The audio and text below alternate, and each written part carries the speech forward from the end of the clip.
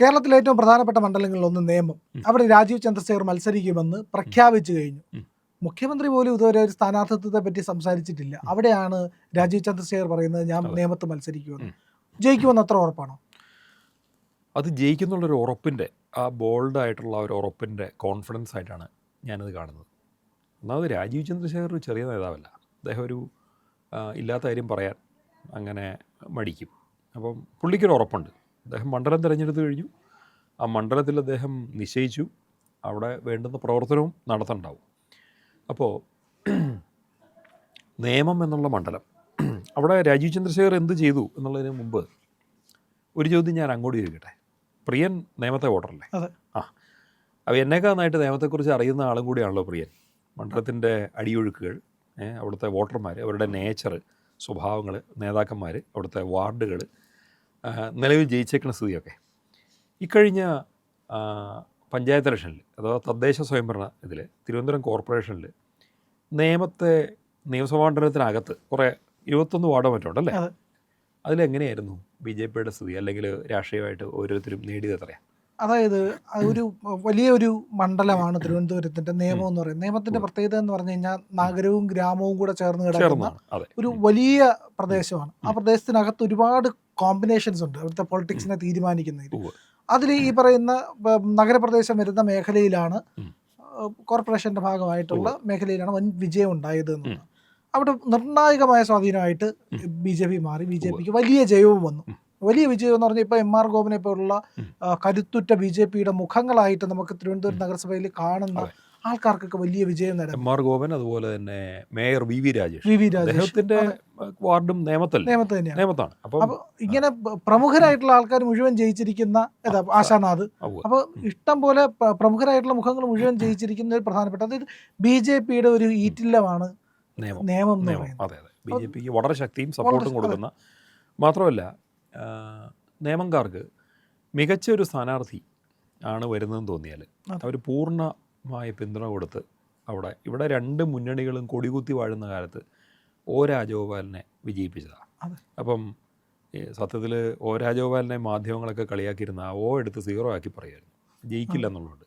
അതങ്ങനെ അല്ലാണ്ടാക്കി മാറ്റിയ മണ്ഡലമാണ് നേമം എന്ന് പറയുന്നത്. അപ്പം നേമം കേരളത്തിൽ ആദ്യമായിട്ട് ബി ജെ പിക്ക് ഒരു വിജയത്തിൻ്റെ സപ്പോർട്ട് കൊടുത്ത മണ്ഡലം. ആ മണ്ഡലം ശരി പിന്നീട് അങ്ങനെ അല്ലാണ്ടായി സംഭവിച്ചു. അവിടെ മാത്രമല്ല, രാജഗോപാൽ നിൽക്കുന്ന സമയത്ത് യു ഡി എഫിൻ്റെ ആൾ ഒരു ശ്രീധരൻപിള്ള മറ്റായിരുന്നു, കോൺഗ്രസിൻ്റെ ആളുമല്ല, സുരേന്ദ്രൻപിള്ള. 13,000 ഇഷ്ടം വോട്ട്, 14,000 തയ്ച്ച് പിടിച്ചിട്ടില്ല അന്ന്, അത്രയും കുറവായിരുന്നു. പിന്നീട് മുരളീധരൻ, കരുണാകരൻ്റെ മകൻ മുരളീധരൻ അവിടെ നിന്ന് മത്സരിച്ചപ്പോഴാണ് 36,000 വോട്ടിലേക്ക് കയറിയത്. എന്നിട്ടും അപ്പോൾ അവിടെ ശിവൻകുട്ടി ജയിക്കുമ്പോൾ ആ ശിവൻകുട്ടിക്ക് 4,000 വോട്ടിൻ്റെ ഭൂരിപക്ഷം തികച്ചില്ല, 3,000 വോട്ടിൻ്റെ ഭൂരിപക്ഷം ഉണ്ടായുള്ളൂ. എന്ന് പറഞ്ഞാൽ കോൺഗ്രസിൻ്റെ സ്ഥാനാർത്ഥി ഉണ്ടാക്കിയൊരു തെറ്റിദ്ധാരണ കാരണം മാത്രമാണ് ബി ജെ പി അയാൾ ജയിച്ചേക്കെന്ന് തോന്നി കുറേ പേര് അവിടെ വോട്ട് ചെയ്തു. പക്ഷേ അന്നൊരു കാര്യമുണ്ട്, ഈ മുരളീധരൻ്റെ ജയത്തിന് പുറകിൽ പ്രവർത്തിച്ച ഒരു ശക്തി ഉണ്ടായിരുന്നു. മഹേശ്വരൻ നായർ എന്ന് പറഞ്ഞിട്ട് കോൺഗ്രസിൻ്റെ ഒരു ഉറച്ച പ്രവർത്തകൻ ബി ജെ പി. അതെ, ഈ കഴിഞ്ഞ ലോക്സഭാ ഇലക്ഷനിൽ മഹേശ്വരൻ നായർ അപ്രതീക്ഷിതമായിട്ടുള്ള തിരുവനന്തപുരം ഞെട്ടിയ തീരുമാനമായിരുന്നു. അദ്ദേഹം ബി ജെ പിയിൽ വന്നു, രാജീവ് ചന്ദ്രശേഖരൻ്റെ അടുത്ത ആളായിട്ട് ബി ജെ പിയിലേക്ക് പോയി. എന്ന് പറഞ്ഞാൽ കോൺഗ്രസ്സിന് അവിടെ വോട്ട് പിടിക്കാനോ വിജയിക്കണോ അതിനൊക്കെ ഒരാളുണ്ടെങ്കിൽ ആ ആൾ അവിടുന്ന് പോയി. ഇങ്ങനെ അവസ്ഥ ഉണ്ടായി. ഇതും പോരാഞ്ഞിട്ട് ഇക്കഴിഞ്ഞ തദ്ദേശ സ്വയംഭരണ തെരഞ്ഞെടുപ്പിൽ അതാണ് ഞാൻ രാജീവ് ചന്ദ്രശേഖരൻ്റെ ഒരു മികവായിട്ട് കാണുന്നത്. അതായത് ഞാനൊരു സത്യം പറയാം, ഞാൻ അടിത്തട്ടിലേക്ക് എടുത്ത അന്ന് നടത്തിയ സർവേ, ഞാൻ പലപ്പോഴും ആൾക്കാരുടെ അഭിപ്രായങ്ങൾ ചോദിച്ച ഒരു സർവേ നടത്തും. ഇലക്ഷൻ എങ്ങനെ നമ്മളൊരു അനലൈസ് ചെയ്യണമല്ലോ. എനിക്ക് കിട്ടിയ റിപ്പോർട്ടുകൾ 3 തരത്തിലാണ്. ഒന്ന്, അതിന് മുമ്പ് ബി ജെ പിക്ക് ഉണ്ടായിരുന്ന 37 സീറ്റോ മറ്റോ ആണല്ലോ വാർഡുകൾ, അത്രയും കിട്ടില്ല എന്നുള്ളതാണ് ഒരു റിപ്പോർട്ട്. രണ്ടാമത്തെ റിപ്പോർട്ട് 25-ൽ താഴെ കിട്ടൂ എന്നുള്ളതായിരുന്നു. മൂന്നാമത്തത് 20 താഴെ കിട്ടുള്ളൂ എന്നുള്ളതായിരുന്നു. ഇങ്ങനെ 3 തരം, 15 കിട്ടിയ ഭാഗ്യം എന്ന് വരെ പറഞ്ഞവരുണ്ട്. ഇത് മണ്ഡലത്തിനകത്തെ ആൾക്കാർ പറഞ്ഞിട്ടുണ്ട്, മാധ്യമപ്രവർത്തകർ പറഞ്ഞിട്ടുണ്ട്. പലപ്പോഴും നമ്മൾ മാധ്യമങ്ങളാണ് ചോദിക്കുന്നത്, കുറച്ച് അവരാണല്ലോ നാട്ടുകാരെ കാണുന്നതും വിവരങ്ങൾ നേരിട്ട് ചോദിക്കുന്നത്. അങ്ങനെയുള്ളവരെന്താ പറയുന്നത്, ഫീഡ്ബാക്ക് അറിയാൻ വേണ്ടി ചോദിച്ചപ്പോൾ ഇങ്ങനെ കിട്ടിയത്. പക്ഷേ തിരുവനന്തപുരത്ത് 50 വാർഡ് ബി ജെ പി നേടി. അപ്പോൾ ഇതെങ്ങനെയാണ് ഈ കണക്കൂട്ടൽ തെറ്റിച്ച് കളഞ്ഞത്?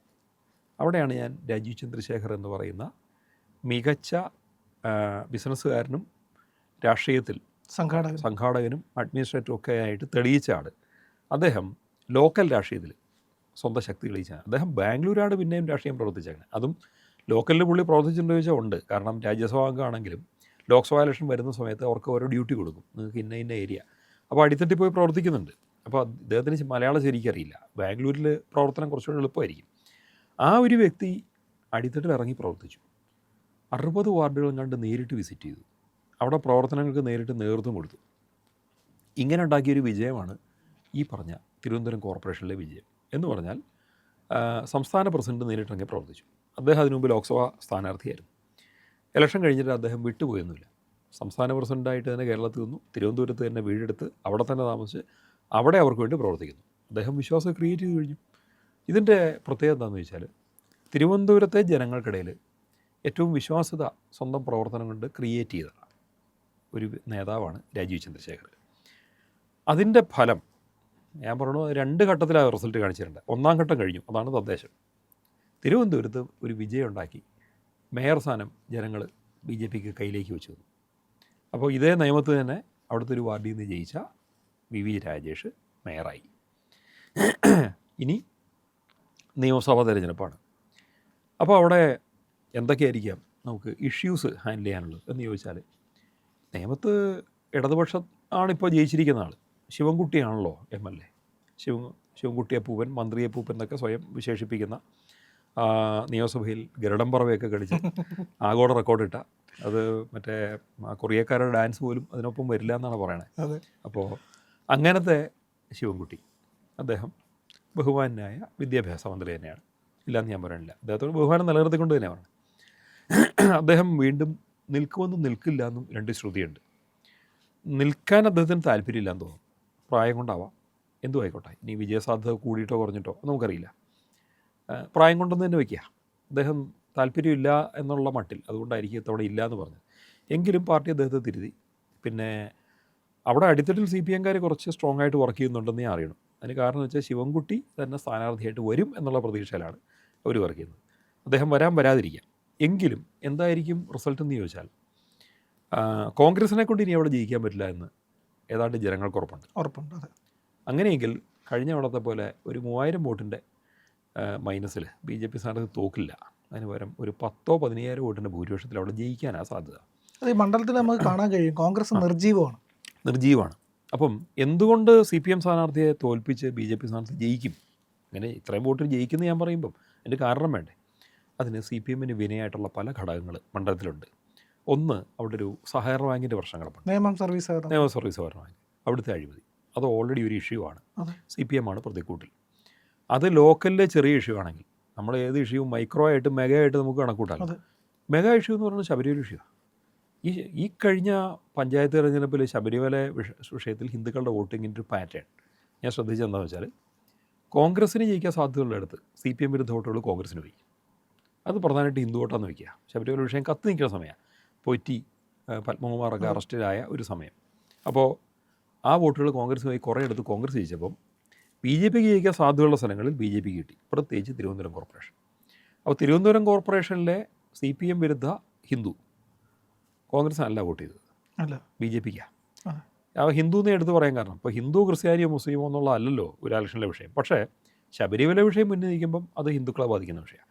അവിടെ ഹിന്ദുവിൻ്റെ പ്രതിഷേധമുണ്ട്. അമ്പലം കൊള്ളയടിച്ചതിൻ്റെ, സ്വർണം കട്ടുകൊണ്ട് പോയതിൻ്റെ, അയ്യപ്പനെ കൊള്ളയടിച്ചതിൻ്റെ, വിശ്വാസത്തെ ഹനിച്ചതിൻ്റെ, വിശ്വാസികളെ അവഹേളിച്ചതിൻ്റെ എല്ലാ വിഷയവും കിടക്കണം. ഇതിൻ്റെ എല്ലാം കൂടെ പ്രതികാരം അവൻ എവിടെയെങ്കിലും ചെയ്യും. അത് ചെയ്യുമ്പോൾ CPM-നിട്ട് എന്നാൽ കോൺഗ്രസിൻ്റെ ഇത് സപ്പോർട്ട് ഇരിക്കട്ടെ എന്നല്ല അവർ ചിന്തിച്ചേക്കണേ. അതായത് കേരളം വേറൊരു പാറ്റേണിൽ ചിന്തിച്ചു തുടങ്ങി. വിജയസാധ്യതയുള്ള BJP-കാരനെ വിജയിപ്പിക്കണമെങ്കിൽ വിജയിപ്പിക്കുന്ന തരത്തിലേക്ക് കേരളം ചിന്തിച്ചു തുടങ്ങി എന്നുള്ളത് ഇക്കഴിഞ്ഞ തദ്ദേശ സ്വയംഭരണ തിരഞ്ഞെടുപ്പിൽ തെളിയിക്കപ്പെട്ടു. തിരുവനന്തപുരം മാത്രമല്ല, കൊല്ലം ജില്ലയുടെ കുറേ ഭാഗങ്ങളിലും കോഴിക്കോട് ജില്ലയുടെ കുറേ ഭാഗങ്ങളിലും BJPക്ക് ഉണ്ടായ മുന്നേറ്റം. നിലവിലുള്ള ഒരു ഘടകകക്ഷി മന്ത്രിയുടെ മണ്ഡലം കോഴിക്കോടുണ്ട്. അവിടെ അദ്ദേഹം നിയമസഭാ ഇലക്ഷനിൽ 45,000 വോട്ടിനെങ്ങാണ്ട് ജയിച്ചതാണ്. തദ്ദേശം വന്നപ്പം അവിടെ ഇടതുപക്ഷത്തിന് കിട്ടിയേക്കണ ഭൂരിപക്ഷം 5,000 ഉള്ളൂ. അപ്പോൾ കഴിഞ്ഞ നിയമസഭാ ഇലക്ഷനിൽ 32,000 വോട്ടുള്ള BJPക്ക് ഇപ്പോൾ 52,000 വോട്ടുണ്ട്. BJPക്ക് തന്നെ അത്രയും വോട്ട് 10,000 വോട്ട് കൂടി. ഇതിങ്ങനൊരു പാറ്റേൺ വരുന്നുണ്ട്. എന്നാൽ ചിലയിടത്ത് കുറഞ്ഞു. ഈ കുറഞ്ഞിടത്ത് എന്ത് പറ്റിയെന്ന് വെച്ചാൽ, ജനങ്ങളുടെ പ്രതിഷേധ വോട്ട് CPM-ന് എതിരായിട്ട് പോയി കോൺഗ്രസിന് അനുകൂലമായി. അവിടെ ബി ജെ പിക്ക് വന്നില്ല. കാരണം ജനങ്ങൾ ഇവിടെ ബി ജെ പി ജയിക്കുമോ ഇല്ലയോ എന്നൊരു ചോദ്യം വെച്ചിട്ടുണ്ടാവും. പക്ഷെ തിരുവനന്തപുരത്തെ സംബന്ധിച്ച് വിശ്വാസത്തോടു കൂടി ബി ജെ പിക്കാർക്ക് ജനങ്ങൾ വോട്ട് ചെയ്യും. കാരണം ബി ജെ പി ജയിക്കും, ഇല്ല ജയിപ്പിക്കും. അങ്ങനെ മണ്ഡലം അടിത്തറയുണ്ട് അവിടെ. അവിടെ കോൺഗ്രസിന് വോട്ട് ചെയ്തിട്ട് ഒരു കാര്യമില്ല. ഇത് ജനങ്ങൾക്കറിയാം. അപ്പോൾ സി പി എമ്മിനുള്ള ആൻറ്റി ഇൻകമ്പൻസി മണ്ഡലത്തിൽ പ്രതിഫലിക്കും. അത് നിയമത്ത് ബി ജെ പിക്ക് അനുകൂലമായിരിക്കും. ഇത് നമ്പർ 1. അപ്പം ബാങ്ക് അഴിമതി, ഇവരുടെ ധാർഷ്ട്യങ്ങൾ, ശബരിമല വിഷയം, ഇങ്ങനെ തുടങ്ങിയിട്ടുള്ള പല കാര്യങ്ങളും, പിന്നെ നിയമന പ്രശ്നങ്ങളുണ്ട്, പിൻവാതിൽ നിയമനമുണ്ട്, പെൻഷനുണ്ട്, ശമ്പളം കൊടുക്കാത്തതുകൊണ്ട് തുടങ്ങിയിട്ടുള്ള എല്ലാ വിഷയം കിടക്കുകയാണ്. കറണ്ട് ചാർജ് കൂട്ടുന്നത്, അങ്ങനെ പ്രശ്നങ്ങൾ എടുത്ത പ്രശ്നം മാത്രമേ ഉള്ളൂ. ഒരു ബുക്കിൻ്റെ 200 പേജിൻ്റെ എല്ലാ പുറവും തയ്ക്കാം. അത്രയും പ്രശ്നങ്ങളുണ്ട്. അങ്ങനെയുള്ള ഒരു സമയത്ത് ആൻറ്റി ഇൻകമ്പൻസി, ഭരണവിരുദ്ധ വികാരം സി പി എമ്മിനെതിരായാൽ ആ വോട്ട് പോകുന്നത് കോൺഗ്രസിലേക്കല്ല. തിരുവനന്തപുരം മണ്ഡലത്തിലെ 4 മണ്ഡലത്തിൽ, തിരുവനന്തപുരം ജില്ലയിലെ 4 ടൗണിലുള്ള 4 എണ്ണത്തിൽ ഇത് പോകാൻ പോകുന്നത് നേരെ ബി ജെ പിയിലേക്കാണ്. ആണ് എന്ന് വെച്ചാൽ കഴക്കൂട്ടം, വട്ടിയൂർക്കാവ്, തിരുവനന്തപുരം സെൻട്രൽ, നേമം 4. അപ്പോൾ അതിൽ ഏറ്റവും കൂടുതൽ ബി ജെ പിക്ക് സപ്പോർട്ട് കിട്ടാൻ പോകണമെന്ന് നേമം തന്നെയാണ്. പിന്നെ മികച്ച സംഘാടകർ അവിടെ ബി ജെ പിക്കുണ്ട്. ഒ രാജഗോപാൽ ജയിച്ച സമയത്ത് മണ്ഡലം പ്രസിഡൻ്റായിരുന്ന ആൾ പാപ്പനംകോട് സജ്ജിയ, അദ്ദേഹമാണ് മണ്ഡലത്തിലെ പ്രഭാരിയായിട്ട് വെച്ചേക്കുന്നത്. അദ്ദേഹം ജില്ലാതലത്തിൽ ജില്ലാ സെക്രട്ടറി ചുമതലയുള്ള ആളും കൂടിയാണ്. അവിടുത്തെ ഓരോ സ്ഥലത്തിൻ്റെയും സൂക്ഷ്മമായിട്ട് അറിയാവുന്ന വ്യക്തി. അതായത് അദ്ദേഹത്തിന് കൈവെള്ളയിലെ വരയേക്കാൾ മികച്ച രീതിയിൽ സ്വന്തം മണ്ഡലത്തെ അറിയാം. അങ്ങനത്തെ ഒരു വ്യക്തിക്ക് അവിടെ സോഷ്യൽ എഞ്ചിനീയറിംഗ് ഒരു ബുദ്ധിമുട്ടില്ലാണ്ട് ചെയ്യാൻ പറ്റും. അത് രാജീവ് ചന്ദ്രശേഖരന് അനുകൂലമാകാൻ പോകുന്ന 2ാമത്തെ ഘടകമാണ്. ആൻറ്റി ഇൻകമ്പൻസി 1ാമത്തെ ഘടകം, സംഘാടകത്തിന് 2ാമത്തെ ഘടകം. മഹേശ്വരൻ നായരെ പോലുള്ള ആൾക്കാർ, സജീവ് പാപ്പനംകോടിനെ പോലുള്ള ആൾക്കാർ, അവിടെ നിന്ന് തന്നെ ജയിച്ചിരിക്കുന്ന mayor V V Rajesh, Ashanath തുടങ്ങിയുള്ള ആൾക്കാർ, ഇവരെല്ലാം സംഘാടനത്തിൻ്റെ ഭാഗമാണ്. 3ാമത്തത് രാജീവ് ചന്ദ്രശേഖർ സ്വന്തം നിലയ്ക്ക് എന്തൊക്കെയാണ് വർക്ക് ചെയ്തേക്കണേ എന്നൊരു കാര്യമുണ്ടല്ലോ. ബി ജെ പി ഈ സമയത്ത് സ്റ്റേറ്റ് മൊത്തം നടത്തേക്കണ ഒരു നിധി സമർപ്പണ നിധിയുടെ പ്രോഗ്രാം, ഇത് കേരളത്തിലെ 140 മണ്ഡലങ്ങളിൽ ഏറ്റവും മികച്ച രീതിയിൽ ബി ജെ പി ചെയ്തേക്കുന്നത് നേമത്താണ്. അവിടെ 80% ബൂത്തുകൾ പൂർത്തിയായി. അപ്പം മറ്റ് സ്ഥലങ്ങളെ അപേക്ഷിച്ച് ബി ജെ പിക്ക് ഒരു മുന്നേറ്റം ഉള്ളത് തന്നെ ഈ ഒരു കാര്യത്തിലാണ്. എന്ന് വെച്ചാൽ അടിത്തട്ടിൽ ഇറങ്ങി പ്രവർത്തിക്കുന്നതിൻ്റെ ഭാഗം. 2ാമത്തത് അവിടെ തന്നെ ബൂത്ത് സന്ദർശനങ്ങൾ, സ്ഥാനാർത്ഥി പൂർത്തീകരിച്ചു കഴിഞ്ഞു, ബൂത്ത് കമ്മിറ്റികളായി. അതായത് ടെക്നിക്കലി എന്തൊക്കെ അവിടെ സെറ്റ് ചെയ്യണോ അതെല്ലാം ചെയ്തു കഴിഞ്ഞു. അടിസ്ഥാനപരമായിട്ട് നോക്കുകയാണെങ്കിൽ സാങ്കേതികമായി ചെയ്യേണ്ടതെല്ലാം തീർത്ത് ഇനി സ്ഥാനാർത്ഥി ജനങ്ങളുടെ ഇറങ്ങിയിടന്ന് അദ്ദേഹത്തിൻ്റെ സാന്നിധ്യം കാണിച്ച് ഓളം ഉണ്ടാക്കി ന്യൂസിൽ നിറഞ്ഞു നിന്ന് ഒരു സ്റ്റാർ കാൻഡിഡേറ്റായിട്ട് മറ്റു മണ്ഡലങ്ങളും പോയി 140 മണ്ഡലത്തിൽ പോയി തിരിച്ചു വന്നാലും നിയമം സുരക്ഷിതമായിരിക്കും. അതെ, അല്ല ഇപ്പോഴാണ് അതെ. കാരണം ബൂത്ത് തലത്തിൽ അവിടെ വലിയ പ്രവർത്തനം, അവിടുത്തെ ഏറ്റവും അടിസ്ഥാനപരമായിട്ട് ബൂത്തുകളിലെല്ലാം തന്നെ പ്രവർത്തനം നേരത്തെ തുടങ്ങിക്കഴിഞ്ഞു. അതായത് നമ്മുടെ ഈ ലോക്കൽ സെൽഫ് ഗവൺമെന്റിന്റെ ആ തെരഞ്ഞെടുപ്പ് പ്രചാരണം നടക്കുന്ന സമയത്ത് തന്നെ ബൂത്തുകളെല്ലാം ഉറച്ചു കഴിഞ്ഞു. ബി ജെ പിക്ക് ഏറ്റവും ഗുണമുണ്ടായത് ഈ കഴിഞ്ഞ ഇലക്ഷനിൽ, ഈ പറയുന്ന തദ്ദേശ ഭരണ സ്ഥാപനത്തിലെ ഇലക്ഷനിൽ ഏറ്റവും കൂടുതൽ ഗുണമുണ്ടായ പാർട്ടി ഏതെന്ന് ചോദിച്ചാൽ അത് ബി ജെ പി ആണ്. ബി ജെ പിക്ക് അന്ന് തുടങ്ങിയ വർക്ക് ഇപ്പോഴും തുടരാൻ പറ്റുന്നുണ്ട് എന്നുള്ളതാണ്. കാരണം മറ്റുള്ളവർക്ക് മറ്റ് പ്രശ്നങ്ങളുണ്ട്. അതായത് ഒന്ന്, സർക്കാർ വിരുദ്ധ സമരത്തിലാണ് കോൺഗ്രസ് പലപ്പോഴും ശ്രദ്ധ കൊടുക്കുന്നത്. 2, സർക്കാരിനെ സംരക്ഷിക്കുന്ന പ്രവർത്തനത്തിലാണ് CPM നടക്കുന്നത്. പക്ഷെ ബി ജെ പിക്കാർ അതല്ല ചെയ്യുന്നത്. ബി ജെ പിക്കാർ ജനങ്ങളുമായിട്ട് ഇടപെട്ട് ഈ ഇലക്ഷൻ പ്രവർത്തനത്തിനെ നിരന്തരമായ തദ്ദേശ സ്വയംഭരണ തെരഞ്ഞെടുപ്പിന്റെ ഇലക്ഷൻ മുതൽ നിയമസഭ വരെ എന്ന് പറയുന്ന രീതിയിലേക്ക് അവർ കൊണ്ടുപോകുന്നുണ്ട് എന്നുള്ളതാണ്. ആ സ്ട്രാറ്റജിയാണ് അവിടെ വിജയിക്കുന്നത്. അതായത് അന്ന് തുടങ്ങിയ ഇലക്ഷൻ വർക്ക് തദ്ദേശത്തിൻ്റെ റിസൾട്ട് വന്നപ്പോഴോ മേയർ സ്ഥാനത്തോഴോ തീർന്നില്ല. അതെ, അത് നിയമസഭ വരെ മുന്നോട്ട് നീളും എന്നുള്ളതാണ്. അത് ഒരു ചെറിയ കാര്യമായിരിക്കില്ല. അത് ശരിക്കും പറഞ്ഞാൽ ബി ജെ പിക്ക് ഭാവിയിലേക്കുള്ള മഹാവിജയങ്ങൾക്കും കൂടെ നാന്ദിയാവാൻ പോകുന്ന ഒരു സംഭവമാണ്. പിന്നെ ഇപ്പോൾ കോർപ്പറേഷൻ ബി ജെ പിക്ക് കിട്ടി.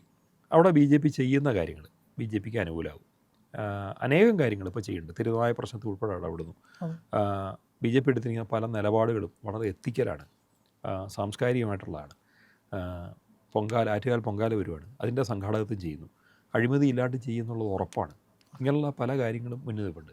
പിന്നെ റെയിൽവേ സ്റ്റേഷൻ വികസനം, റെയിൽവേ സ്റ്റേഷൻ വികസനം അത് ചെറിയ കാര്യമല്ല. കാരണം അടിസ്ഥാനപരമായിട്ട് അവിടെ ട്രാഫിക് എന്ന് പറയുന്നത് റെയിൽവേ ആയാലും ശരി, റോഡായാലും ശരി, ഇനി എയർപോർട്ടായാലും ടോട്ടലി കഞ്ചസ്റ്റഡ് എന്നൊരു വിഷയം തിരുവനന്തപുരത്തുണ്ട്. തിരുവനന്തപുരത്ത് ഇതെല്ലാം ബാധിക്കുന്നുണ്ട്. അതുകൊണ്ട് ജനങ്ങൾക്കൊരിടത്തുനിന്നും വേറൊരിടത്തേക്ക് മൂവ് ചെയ്യുന്ന എന്ത് വികസനം അവിടെ വന്നാലും അതവിടെ ജനങ്ങൾ സപ്പോർട്ട് ചെയ്യും. അതിലാകെ ഒരു മൈനസ് പോയിൻ്റായിട്ട് കേട്ടത്, അവിടെ റെയിൽവേ സ്റ്റേഷൻ്റെ പണി നടക്കണതുകൊണ്ട് കുറേ പൊടിശല്യം. ആ പൊടി അടങ്ങും. ട്രാക്കിൻ്റെ പണി നടക്കും. അതെ, ട്രാക്കിൻ്റെ ആ പൊടി ഉടനെ അടങ്ങും. അവിടെ വിജയങ്ങളിലേക്ക് കയറും. ഇതുമാത്രമേ നമുക്കിപ്പോൾ പറയാനുള്ളൂ. അങ്ങനെ മഹാവിജയങ്ങൾക്ക് വേണ്ടിയിട്ടുള്ള നാന്ദിയായിട്ട് നിയമം മാറാൻ പോവാണ്. വെറുതെയല്ല, ഈ സംസ്ഥാനത്ത് ഏതെങ്കിലും രാഷ്ട്രീയക്കാരിൽ ഒരൊറ്റയാളെ പറഞ്ഞുള്ളൂ ഞാൻ ഇന്നിടത്ത് നിൽക്കാൻ പോവാണ്. അത് രാജീവ് ചന്ദ്രശേഖര. അത് ഉറച്ച തീരുമാനമാണ്. വിജയത്തിൻ്റെ ഉറപ്പോടു കൂടിയാണ് അദ്ദേഹം പറഞ്ഞിരിക്കുന്നത്.